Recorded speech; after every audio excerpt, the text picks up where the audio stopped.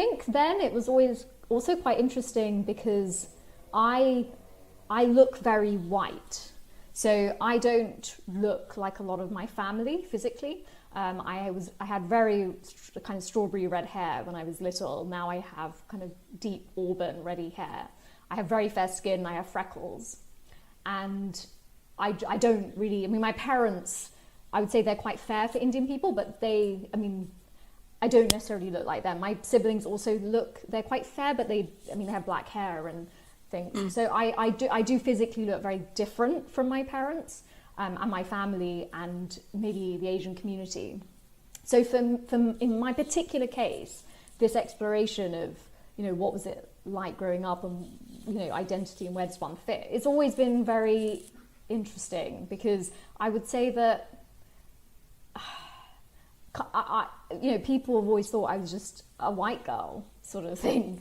Growing up, I was considered a white girl, and I would say in my own family, I was considered a white, not my direct family, but the wider community, I was also considered like a white girl. And then sort of I studied law at Cambridge University and on all this sort of thing, and became educated in the way my parents always wanted for me, in which I wanted for me.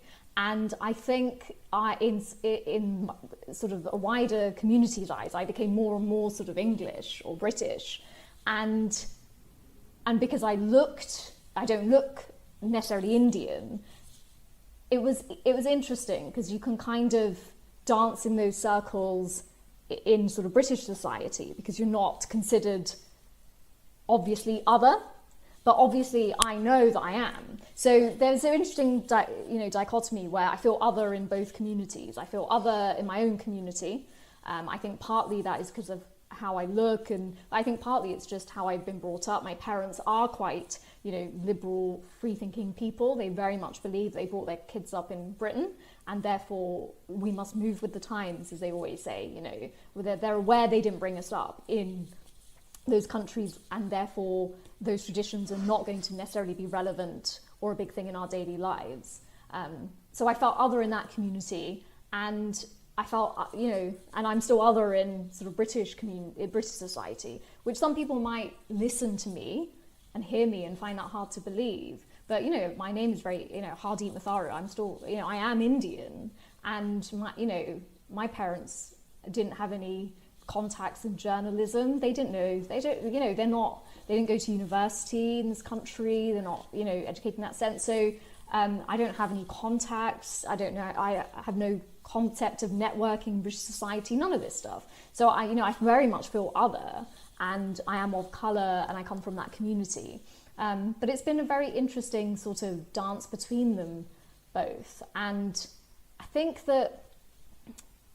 it's interesting because what I love about coming from an Asian culture is this sense of belonging that you feel. You must know it from your own experience. You go to a big family wedding or just get-togethers, and there is such a sense of community, and that is so nice. That there's so many people that are there and willing to be on hand to help in some way. But I've always seen the shortcomings of a form of tribalism, which I think is limiting. And that didn't ever come from my parents. I just always have been aware of it. I can see more widely what that sense of tribalism does to people. It limits them. And there's a big keeping up appearances culture in Asian society. What's that person doing? What school did they go to? Who's she married to? And I just never really want it. I just don't like any of that. I find it limiting.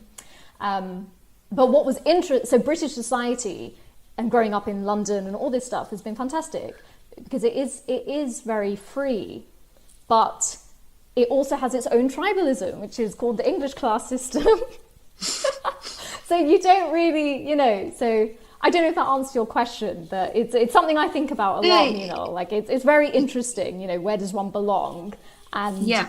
I think the answer is we're all full of plurality and multiplicity, and that's what we must embrace, that you can be Indian, you can be a certain Indian on your own terms, rather than the terms of whichever wider community you come from. And you can be British on your own terms. You can call out the class system having gone to Cambridge, I think. because there are structural issues there, which me going to Cambridge doesn't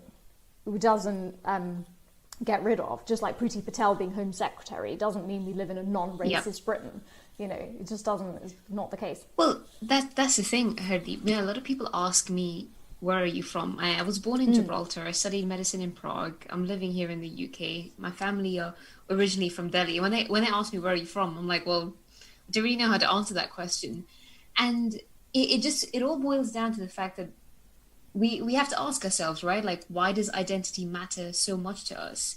Why does it matter that we have to label ourselves with a certain culture? I feel very proud to be South Asian, but also at the same time, I feel very proud to be living in British